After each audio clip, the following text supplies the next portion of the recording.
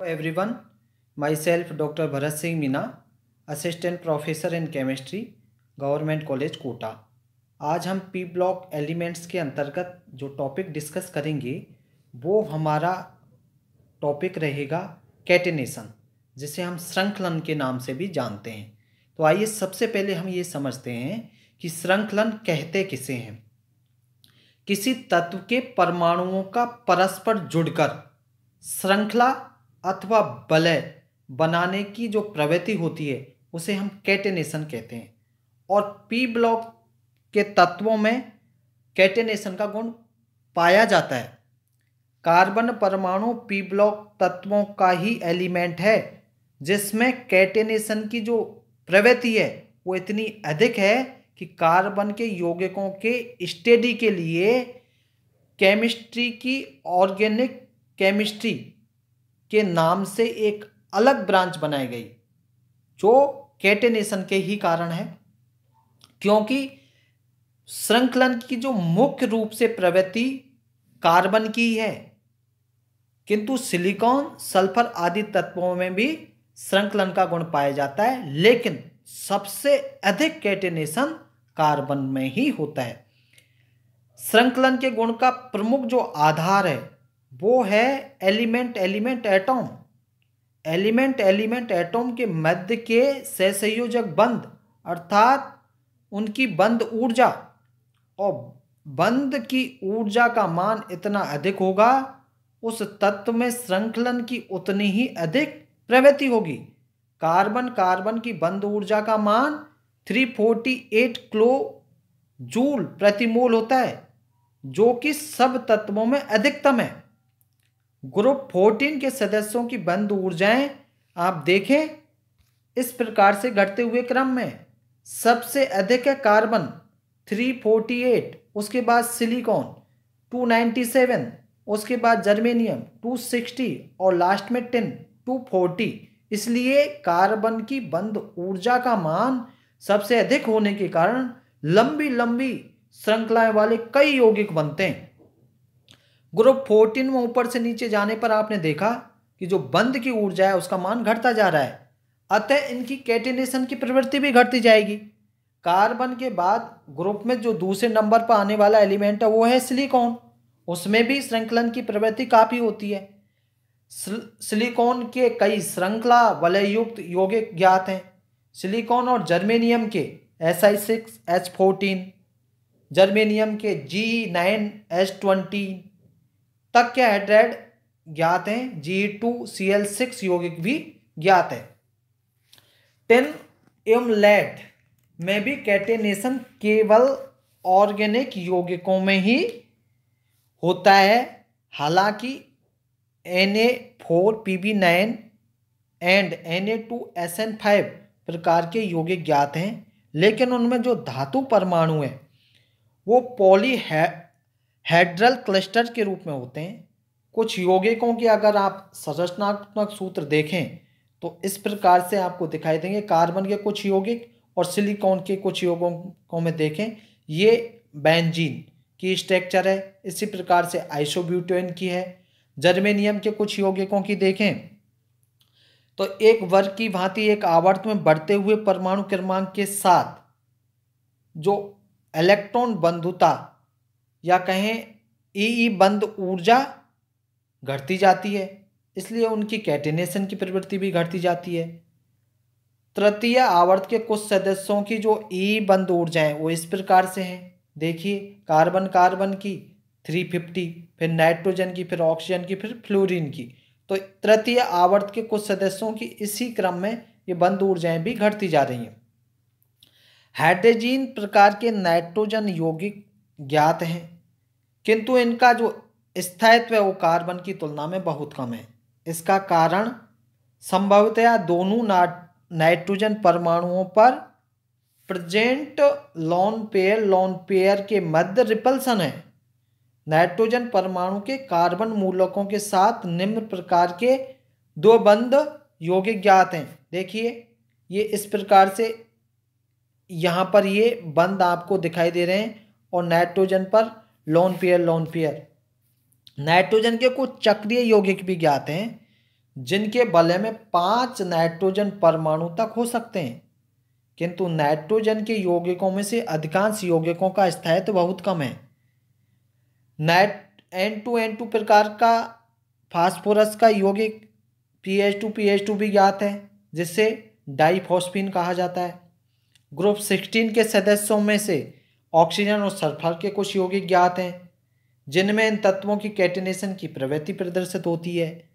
Oxygen का तो पर्याप्त प्रचलित यौगिक हाइड्रोजन परऑक्साइड ही है, जिसमें ऑक्सीजन बंद रहता है। ये देखिए, ये हाइड्रोजन परऑक्साइड है और इनमें किस प्रकार से ऑक्सीजन बंद पाया जाता है।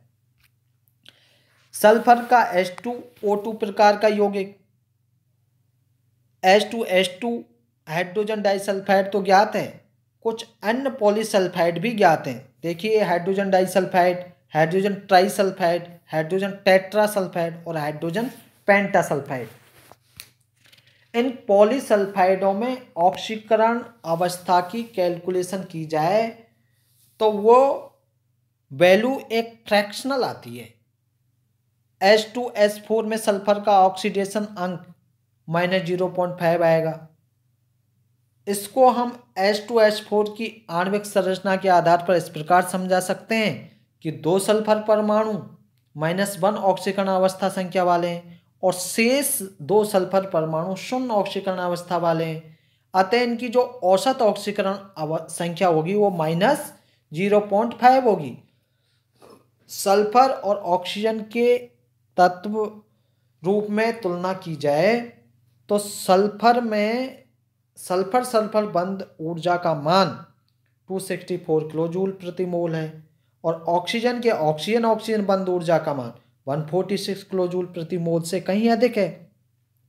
सल्फर में कैटिनेशन की प्रवृत्ति ऑक्सीजन से काफ़ी अधिक होती है। ऑक्सीजन के द्विबंध की बंध ऊर्जा का मान 497 किलोजूल प्रति मोल इसके ऑक्सीजन एकल बंध की ऊर्जा की तुलना में 3 गुना से भी अधिक होता है। जनरल सिचुएशंस में ऑक्सीजन O2 गैस के रूप में होती है, जबकि सल्फर का स्थायी जो अपर रूप है वो विषम लंबाक्ष सल्फर S8 पार्श्व संरचना वाले ठोस के रूप में प्रेजेंट रहती है। ये देखिए, सल्फर का S8 विषम लंबाक्ष, जिसे रोम्बिक सल्फर के नाम से भी जानते हैं।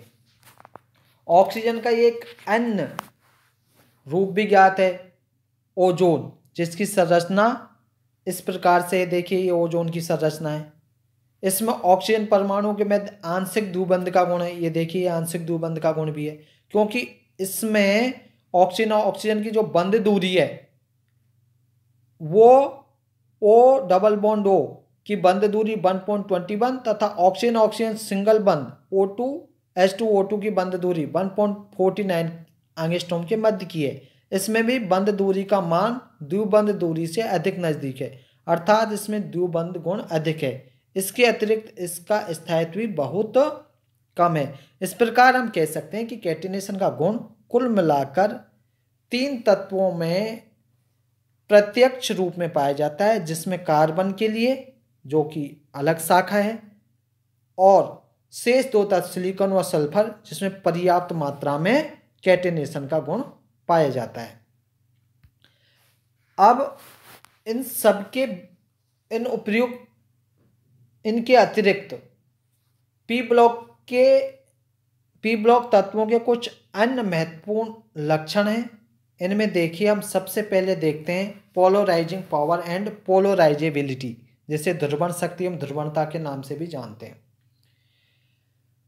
अब देखिए आप, जब 2 विपरीत आवेशित आयन जिस पर एक पे पॉजिटिव हो, सपोज दैट जैसे A+ और दूसरे पे नेगेटिव हो, माना कि वो B- है, एक दूसरे के जब कांटेक्ट में आएंगे तो धनायन ऋणायन के इलेक्ट्रॉनों को अपनी ओर आकर्षित करेगा, जबकि उसके नाभिक को रिपल्सन करेगा। इससे क्या होगा, जो ऋणायन है वो डिस्टॉर्टेड हो जाएगा और वह आयन पोलराइज्ड हो जाएगा, ध्रुवित हो जाएगा। किसी धनायन की जो ध्रुवण शक्ति है, पोलराइजिंग पावर है, उसके आवेश व त्रिज्या के अनुपात पर डिपेंड करेगी। धनायन पर जितना अधिक आवेश होगा जितनी कम उसकी त्रिज्या होगी, क्योंकि आवेश अधिक है तो त्रिज्या का मान कम होगा, उतनी अधिक उस आयन की ध्रुवण शक्ति होगी।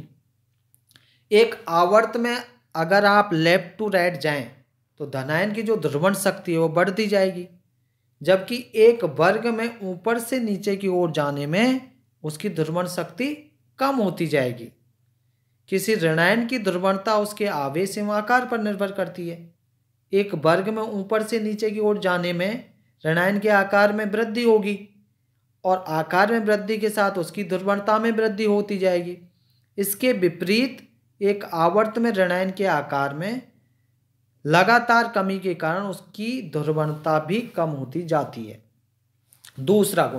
दूसरा गुण है इनका मेटेलिक प्रॉपर्टीज का। मेटेलिक प्रॉपर्टीज की अगर हम बात करें, धातु धन विद्युतीय प्रकृति के होते हैं और आसानी से इलेक्ट्रॉनों को त्याग कर धनायन बना लेते हैं।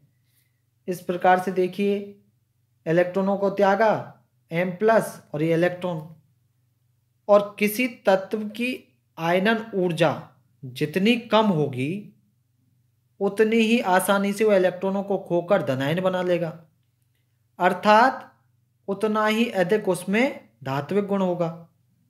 किसी वर्ग में ऊपर से नीचे की ओर जाने पर आयनन विभव का मान कम होता जाता है, जबकि आवर्त में इसके बिल्कुल विपरीत है। बाएं से दाएं जाएंगे तो आयनन विभव का मान बढ़ेगा, और एक आवर्त में अगर बाएं से दाएं जाएंगे तो तत्वों के धात्विक गुणों में कमी आती जाएगी। एक आवर्त में ऑक्साइडों की क्षारीय प्रकृति है वो कैसी होगी? कम होगी। किसमें? आवर्त में। और जबकि अम्लीय जो नेचर है एसिडिक, वो बढ़ती जाएगी। देखिए ये ऑक्साइड हैं और ये इनकी प्रकृति है। देखिए ये इस प्रकार से sodium, magnesium, aluminium, silicon, phosphorus, sulphur और क्लोरीन, ये इस प्रकार से इस क्रम में बढ़ते जा रहे हैं एक आवर्त में। तो ये तीव्र क्षारीय, फिर क्षारीय, इसका मतलब क्षारीय प्रवृत्ति वो कम होती जा रही है, उभयधर्मी, फिर अम्लीय और अम्लीय, और ये अम्लीय प्रवृत्ति बढ़ती जा रही है।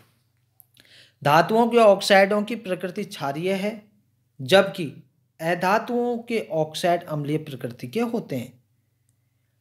किसी आवर्त में बाएं से दाएं जाने पर तत्वों के धात्विक गुणों में कमी आती जाती है। इसी प्रकार एक वर्ग में ऊपर से नीचे जाने पर तत्वों के धात्विक गुणों में वृद्धि होती जाती है, एक दूसरे के विपरीत है। पी ब्लॉक के बाएं निचले भाग में तीव्र धात्विक गुणों वाले तत्व होते हैं, जबकि दाईं ओर के ऊपरी भाग में तीव्र अधात्विक गुणों वाले तत्व होते हैं। इन दोनों चरम स्थितियों के मध्य में ऐसे तत्व होते हैं जो धात्विक गुण भी रखते हैं और अधात्विक गुण भी रखते हैं, इसलिए उन्हें हम क्या कहते हैं? उपधातु, मेटलॉइड्स। इस टेबल में देखें आप, ये तो ये धातु यहाँ से, और ये उपधातु, और इधर ये नॉन मेटल्स, यहाँ पर आपको ये दिखाए गए, ये नॉन मेटल्स है, और इन दोनों के मध्य में ये उपधातु के रूप में कार्य करेंगे। अब बात करते हैं हम पी ब्लॉक के एन कैरेक्टर की। उसमें आता है आपका डायगोनल रिलेशनशिप, जिसे विकर्ण संबंधी के नाम से भी जानते हैं। विकर्ण संबंधी में क्या होता है कि सेकंड आवर्त को ही अगर आप देखें तो सेकंड आवर्त के जो सदस्य हैं वो एस और पी ब्लॉक के शीर्षस्थ सदस्य, जिनमें हाइड्रोजन और हीलियम को छोड़ दें, के गुण अपने वर्ग के सदस्यों से उतनी समानता नहीं रखते जितने अपने निकटतम वर्ग के निचले वर्ग वाले सदस्यों के साथ रखते हैं। और गुणों की समानता के इस रिलेशन को क्या कहते हैं? हम डायगोनल रिलेशनशिप। देखिए सेकंड ए का लिथियम फर्स्ट ए का लिथियम सेकंड ए के बेरिलियम से गुणों में समानता रख रहा है। इसी प्रकार से सेकंड ए का शीर्षस्थ तत्व है बेरिलियम, वो थर्ड ए के एल्यूमिनियम से गुणों में समानता रख रहा है, और ये क्रम आगे भी जारी है। थर्ड ए का बोरॉन फोर्थ ए के सिलिकॉन से, फोर्थ ए का कार्बन, फिफ्थ ए के फॉस्फोरस से, और फिफ्थ का या 15 का नाइट्रोजन, 6 के सल्फर से गुणों में समानता रखता है। अब इस विकर्ण संबंध का क्या कारण है? इसका कारण यह होता है कि तत्वों की विद्युत ऋणात्मकता एक आवर्त में बढ़ने पर बढ़ती जाएगी और एक आवर्त में कैसा होगा? घटेगी। उदाहरण देखें आप, बेरिलियम से बोरॉन की विद्युत ऋणात्मकता अधिक होती है और बोरॉन से एल्यूमिनियम की विद्युत ऋणात्मकता कम होगी। अर्थात हम कहें कि बेरिलियम व बोरॉन की विद्युत ऋणात्मकता में पर्याप्त समानता है। इसी प्रकार तत्वों के परमाणुिक आकार आवर्त में बढ़ने पर कम होते जाते हैं, जबकि वर्ग में बढ़ने पर बढ़ते जाते हैं।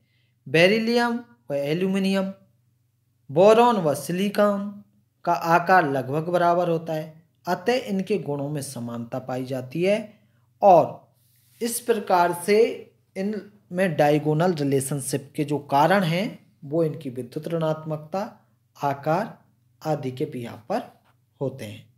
Thank you.